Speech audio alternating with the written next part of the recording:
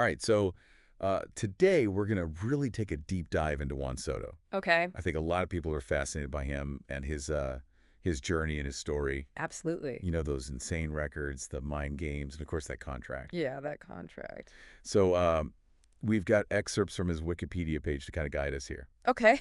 And whether you're a baseball fan or not, I think there's going to be something really interesting here for you. Yeah, I think you're going to find this pretty fascinating. Yeah. It all starts with how quickly he moved through the minors. Huh. Signed at 16, debuted at 19. Yeah, that's unheard of, right? It's incredibly fast. And even before hitting the majors. Yeah. MLB Pipeline, which is, they rank the top prospects in baseball, had him as like the 42nd best prospect at 18 years old. Wow. What does that tell us about his potential early on? That kind of ranking, especially at that age, puts him in a special category. Yeah. It means that scouts see something extraordinary, a potential star in the making. You don't get called up to the majors at 19 unless the team sees like a generational talent. Right. And then he makes his debut, and it's like, Oh, yeah. bam, a 3-run homer in his first starting game. I mean, come on. He was 19 years old. Unbelievable. The first teenager to hit a home run since Bryce Harper. Wow. Who also played for the Nationals, funnily enough. Yeah, that's right. He got a curtain call. Yeah, a curtain call. Curtain calls are usually reserved for, veteran players. Right. Who've achieved some major milestone. Yeah. Not a rookie in his first start. Yeah. That moment really showed everyone that Soto was something special. So tell me about the Soto Shuffle. I got to ask about that. Right. It's not just a quirky habit, is it? No. It's definitely calculated. Okay. ESPN even did a whole breakdown on the Soto Shuffle. Yeah. He's playing mind games with the pictures, trying to disrupt their rhythm and their concentration. Yeah. The shuffle makes them think about what he's doing instead of focusing on, their pitch. Yeah. And people find it disrespectful. Right. But it's undoubtedly effective. Yeah, so effective that Miles Mikolas actually mocked his shuffle after striking him out. Right. And Soto's response was so good. Oh, I remember that. What did he say? He said, he got me out. He can do whatever he wants. Oh, man, that's great. I love that he doesn't let things get to him. Yeah. Let's talk about 2019. He was only 20 years old. Yeah. During that World Series run with the Nationals. Crazy. And he wasn't just there. He played a key role. He was absolutely clutch. Yeah. You remember the game-tying homer against Clayton Kershaw in the NLDS? Oh, yeah. That's the kind of performance that defines a player. Right. And to do that on such a big stage at that age, phenomenal. And he's been racking up some serious records. Yeah. Youngest National League batting champion. Wow. Reached 100 extra base hits before turning 21. That's unbelievable. He's only the 4th player in MLB history to achieve that. Chase. What do those records tell you about his future? It's not just power, it's plate discipline and consistency. Yeah. Those are usually things that, attributes that develop with experience. Right. But he's displaying them at such a young age. It's remarkable. Yeah. I mean, we're talking Hall of Fame potential. And then there was that contract saga. He turned down $440 million. $440 million. On the Nationals. That's insane. Which is wild. Turning down that kind of money takes serious guts. Yeah. And an unwavering belief in your own value. Uh-huh. It was a huge gamble, but it ultimately paid off. It did, because then he went on to sign the biggest contract in sports history. Oh, yeah.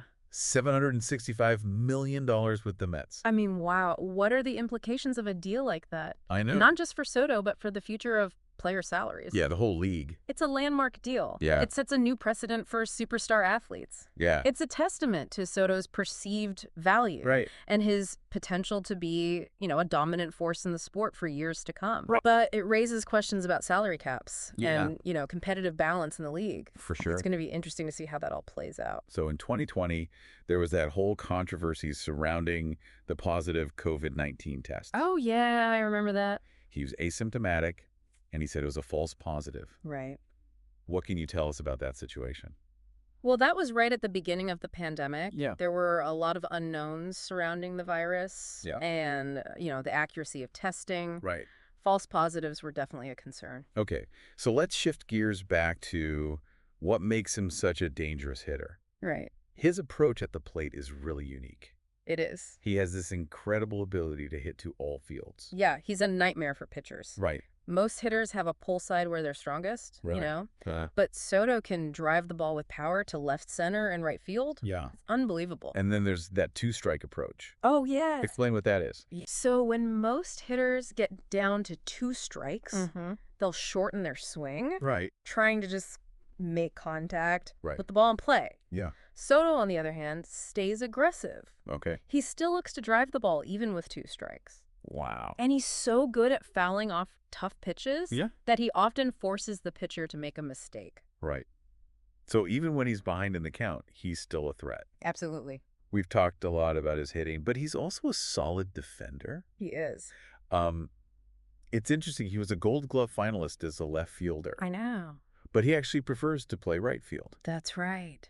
And he seems to perform better defensively in right field. He does. Why is that? It goes back to his time in the minors. Oh, okay. You know, he played primarily right field before being called up to the majors. Oh. So even though he showed he can handle left field, he's more comfortable and familiar with right field. Right. It's a good example of how sometimes a player's natural instincts and preferences can trump even their proven abilities. That's so interesting. It really is. So we've covered his quick, journey through the minors, Yeah. his explosive MLB debut, Yeah, the Soto shuffle, of course. those record-breaking achievements, Incredible. the massive contracts, but even his preferred position. You know, it's clear that Soto is a multifaceted player. Yeah. Both physically and mentally. He is. There's so much more to unpack about his journey, though. Oh, yeah. And how he's continuing to evolve as a player. That's what we're going to be diving into in the next part Yeah. of this deep dive. Sounds good. We're going to explore those trades, his performance with new teams, All right. and try to answer that big question. Can Juan Soto live up to the hype and become a true baseball legend? Is he the next one? Stay tuned. Can't wait.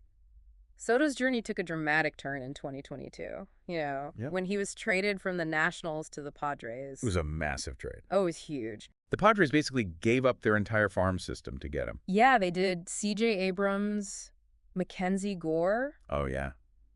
Robert Hassell, James Wood, Jarlin Susana, Wow. and Luke Voigt. Some people were even comparing it to the Herschel Walker trade. Oh, wow. In the NFL. Yeah. That's a big comparison. The Padres were clearly all in on Soto They were betting big on him. to be the centerpiece of their franchise. Right. But with a move like that Yeah. comes immense pressure. How do you think he adapted? What's interesting, he returned to Washington just 10 days after the trade. I remember that. Yeah. And the fans gave him a 45-second standing ovation. Yeah, it was pretty emotional. It was a real testament to the impact he had made in Washington, even in a business, Right. driven by trades and contracts. There's still that bond between players and fans. Yeah, for sure. And there's a place for genuine emotion and appreciation. So how was his performance with the Padres in 2022? It was a bit of a mixed bag. 6 home runs, a .236 batting average. Right.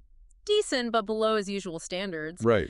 But you got to remember, those mid-season trades can be really disruptive. Yeah, it takes time to adjust. To new surroundings, new teammates, new pitching styles. Yeah, for sure. He did help them reach the NLCS, though. He did. And even hit 2 home runs. Right. But they lost the Phillies. In 5 games. What can a young player like Soto learn from that, though? Yeah. What do you think? Even in defeat, postseason baseball is a whole other level. Oh, yeah. The intensity, the pressure, the stakes. Yeah, it's magnified. It's all magnified. For sure, but I think that experience was invaluable. Oh, absolutely. Even though they lost. Yeah, he got a taste of what it takes Right. to compete at the highest level. Win it all. Yeah, and that kind of experience can really fuel a player's development. Okay, so then comes 2023, a full season with the Padres. Right. And he really started to find his groove. He did 35 home runs, 109 RBIs. And he led the MLB in walks. That's incredible. Those are all-star caliber numbers. Right. And leading the league in walks shows his patience at the plate. Right. He's not just swinging for the fences. Right. He's working the count, Right. fouling off tough pitches, Right. waiting for the right moment to strike. So smart. And then another trade, Another one, this time to the Yankees, the Bronx Bombers. alongside Trent Grisham, Right. in exchange for Michael King, Drew Thorpe, Johnny Brito, Randy Vasquez, and Kyle Higashioka. Wow, what a haul. The Yankees clearly saw him as the missing piece. They did a team with their history, Right. their championship pedigree. Uh-huh. They were betting on his offensive firepower To take them all the way. to lead them back to World Series glory. So he signs a one-year, $31 million contract with them.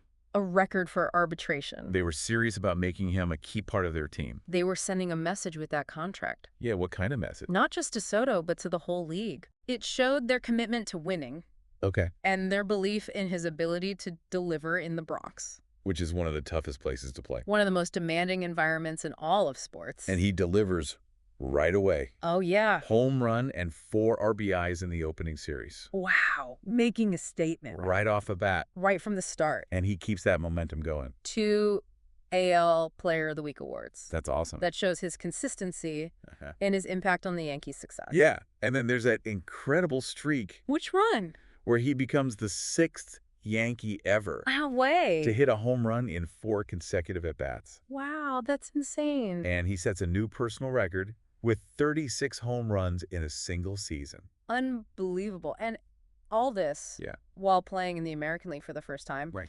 4 All-Star selections in 6 seasons. It's almost like he gets better with every trade. That's what's so fascinating about Soto. Yeah. Every new challenge pushes him to another level. He thrives in those high-pressure situations. Yeah. And his talent just shines on the biggest stages. And during this season, he hit his 200th career home run. Oh, yeah, I remember that. He was only 25. The 7th youngest player in MLB history to reach that mark. Wow. And he did it in classic Soto fashion. How so? 2-run homer in the 4th inning to secure a victory over the Mariners. What's even cooler is he'd already hit a home run in every other MLB stadium. Oh, wow. So that one at T-Mobile Park completed the set. A fitting accomplishment for him. It is for a player who seems destined to leave his mark on every ballpark in the league. But then the focus shifted to the postseason. Right. That 3-run homer in the 10th inning of Game 5 of the ALCS. Oh, legendary. He single-handedly propelled them to their first World Series appearance since 2009. A vintage Juan Soto performance. He rose to the occasion when it mattered most. And delivered a clutch hit. That will forever be etched in Yankees lore. And, of course, they ended up losing to the Dodgers. Right, in the World Series. Which brings us to one of the biggest free agency splashes in baseball history. A 15-year, $765 million contract. With the Mets. The richest contract in professional sports history. That's more than the GDP of some small countries. It's amazing to think that all this started with a young kid from the Dominican Republic with a dream and a sweet swing. And a crazy story.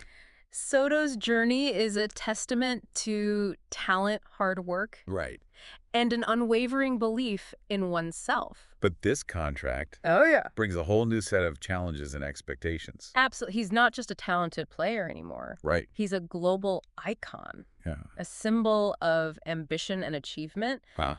The pressure is going to be immense. So the question becomes, can he handle it? Right. Can he live up to the hype and that price tag? Yeah, that's the question. Is he going to be able to handle that pressure? Right. Can he live up to the hype, the price tag? I mean, he seems to thrive on pressure. Yeah, that's true. Like, think back to his rookie season. The curtain call, all the attention, the spotlight. He just handled it all. Yeah. With such composure, He always had that swagger. Right. Some might even call it arrogance. Yeah. I mean, that's part of his mystique, right? It is. It's not just about talent. It's attitude, self-belief. I mean, think about the Soto shuffle. It's not just about, messing with the pitchers. He's controlling the narrative. Yeah, he's saying, I'm in charge here. Exactly. Now that he's in New York, though. Right. Under the microscope. The biggest media market in the world. Yeah, do you think he tones down the shuffle? Or does he do something even more daring? It's a fascinating psychological game he plays. It is. The shuffle just adds another layer to his already impressive skill set. Yeah, and it's not just mind games. He backs it up. Right. With his performance. Yeah, absolutely. So where does this leave us? I think we're about to witness something special. We have a young player at the peak of his powers. On a team built to win championships. In a city that demands excellence. Stage is set for him to become a true icon. But the journey won't be easy. Will he lead the Mets to a World Series title? Will he continue to break records? Redefine what's possible at the plate? Will the pressure elevate his game? Or will it crack him? Those are the questions that make his story so compelling. They do. Juan Soto is must-watch baseball. Yeah. He transcends the sport. He's a name that's going to be remembered for years to come, regardless of what happens next. I think that's what makes this deep dive so fascinating. Yeah. It's not just stats and records. Right. It's the human story behind them. Exactly. It's the talent, the ambition, the pressure, the drive to be the best. It's inspiring. What stood out to you from Juan Soto's story? What are you most curious to see? I'm really interested to see. In the next chapter of his career? We'd love to hear your thoughts. Thanks for joining us on this deep dive.